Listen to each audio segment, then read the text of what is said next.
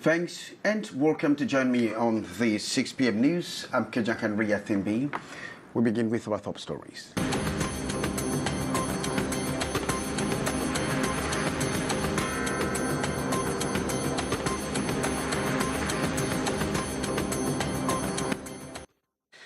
Constitutional Council tackles petitions of political parties whose lists were rejected for the senatorial race, and fraudsters nabbed by security operatives after they were found with, after they were hemmed with the fabrication of fake stamps in Douala. What's our top stories?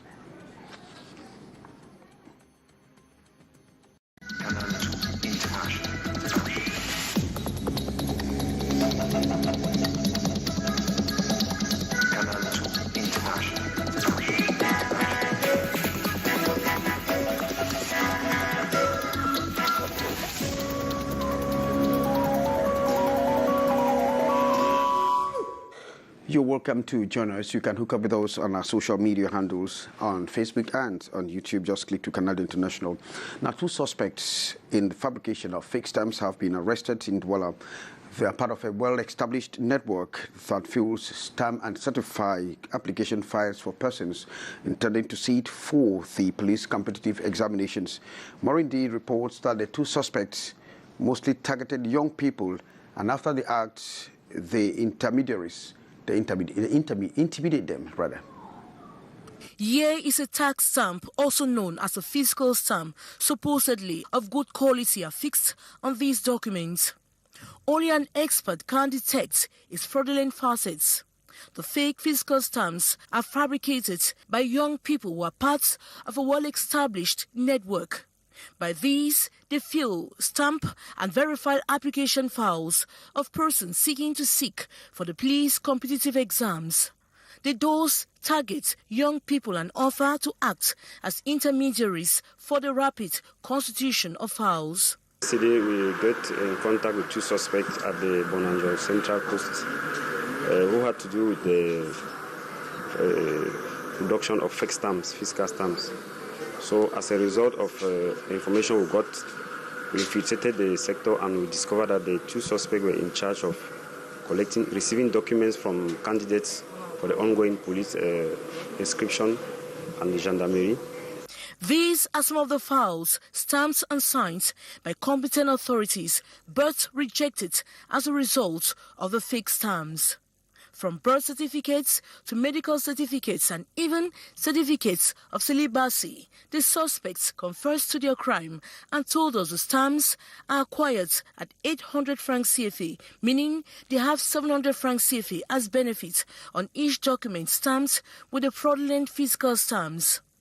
How they penetrate the services of administrative officers is what we are yet to find out. We are calling upon those who are interested with the ongoing concours, police concours and the gendarmerie to be vigilant and to make sure that they take in charge themselves to certify and make sure that the stamps that they put on their documents are legal. The rejection of these files affects hundreds of victims who have fallen prey to their illegal activities. Security experts say the impacts on Cameroon's economy are enormous. And we move over to the Constitutional Council, where it has started receiving files from political parties that are not satisfied with the rejection of the list for the senatorial race at the time. Or presently, 3 political parties or petitions have been deposited, while others are being awaited, as political parties have up to midnight today to deposit their petitions. Beatrice Ngamo reports from Yaoundé.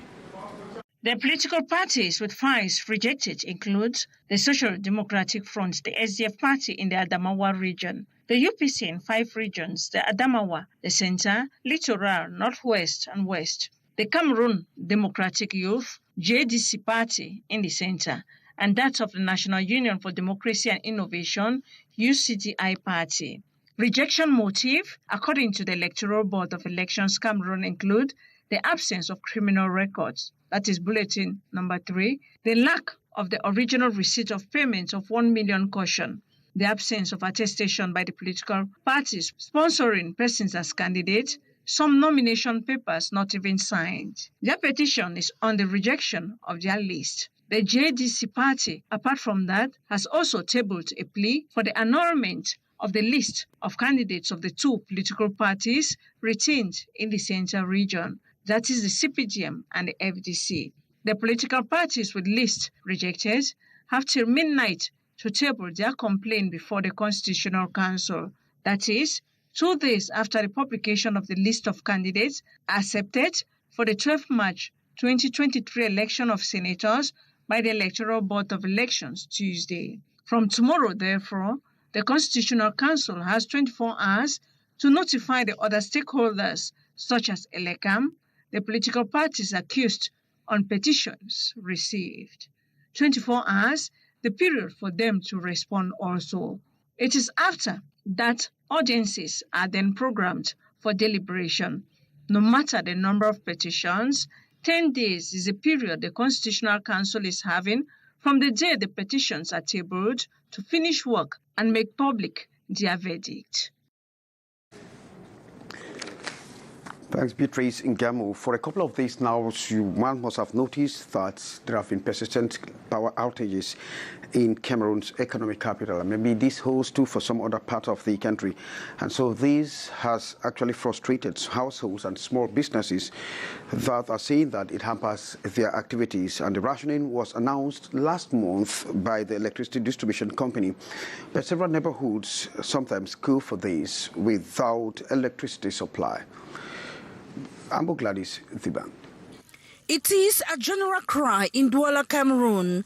Households and small and medium-sized businesses have seen the intermittent power cuts in January 2023 been badly affected. Without electricity, we cannot work. The power outage is daily. In the past, interruptions were minimal and we could work even for a few hours before returning home. It is no longer the case like before. We can stay in our shops the whole day without working and return without money, whereas we have to foot bills and pay for energy we don't consume. It reduces our daily revenue. I work in a documentation center. Without electricity, we can't work with persistent cuts. I will certainly lack transport to return home and money to feed my children. The energy rationing doesn't seem to help, as some neighborhoods go for these without electricity. In such cases, stored foods get bad in refrigerators in most households. It is catastrophic. In the past, the electricity distribution company would inform its customers of an eventual power outage 24 hours earlier, but this is not the case nowadays. However, on January 25, 2023, the electricity distribution company had informed the public of general constraints in the electricity network, emphasizing the deficit between supply and demand will not be fully met until March 2023 and had published an outage program. And the 2023 finance law is under scrutiny by microfinance institutions in Cameroon. The major innovations were on the spotlight, and according to the organizers of training, these innovations will prevent unnecessary complications. Innovations of the 2023 finance law aimed at are being dissected by finance experts in Douala, February 8, 2023, for a better understanding by microfinance institutions. We have just gotten to the innovation, and so very important, I think, that institution will be using the tax application. By grappling with the innovations of the new finance law, these microfinance experts will overcome challenges they usually face with clients when the new measures go operational. To kill our institution. I think it's going to go a long way to help us litigations. with the advert gathered today on the sidelines of the Youth Day. More indeed. An interactive session that brought together of the National Youth Day celebration. Experts want a complete change of mindsets of youths. About this topic, we have to notice that the development of Cameroon can never do without our youth. It's important for us to take care of our youth.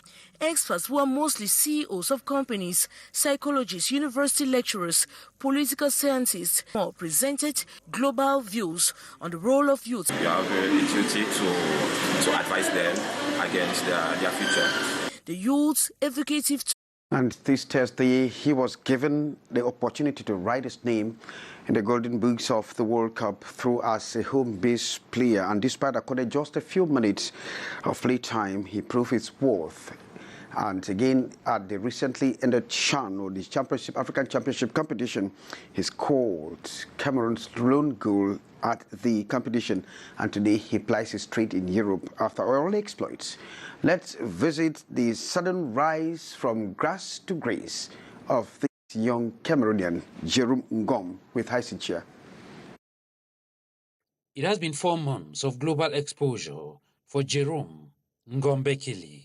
In November 2022, he rose from grass to grace, picked up from the Cameroon Elite One local championship by head coach Rigobert Sombahanak to be part of the indomitable Lions squad for the Qatar World Cup expedition, alongside Cameroon Ballon d'Or winner Marouane Souaibou, a selection that came as a surprise to both Cameroonians, local coaches, and football pundits. But the then attacking midfielder of Colombe of Jai Lobo did not disappoint Cameroonians during the World Cup adventure. With just about 10 minutes of playing time against Brazil in the last group match, the 24-year-old provided a magnificent assist from the right angle to Vincent Aboubakar, who placed the ball at the back of the net and handed a 1-0 victory to Cameroon. Though quitting the tournament at an early stage, the display of the former player of Apaches of Fou had attracted the eyes of some European clubs on him. And returning to Cameroon, Jerome Ngom equally got the confidence of Alioune Seydou, who included him in the Cameroonian squad to Algeria for the African Nations Championship, the CHAN. Unlike an element with World Cup experience, Jerome Ngom distinguished himself, scoring the Cameroon lone goal against Congo in the opening encounter, but recorded fruitless attempt against Niger that led to the elimination of the Lions.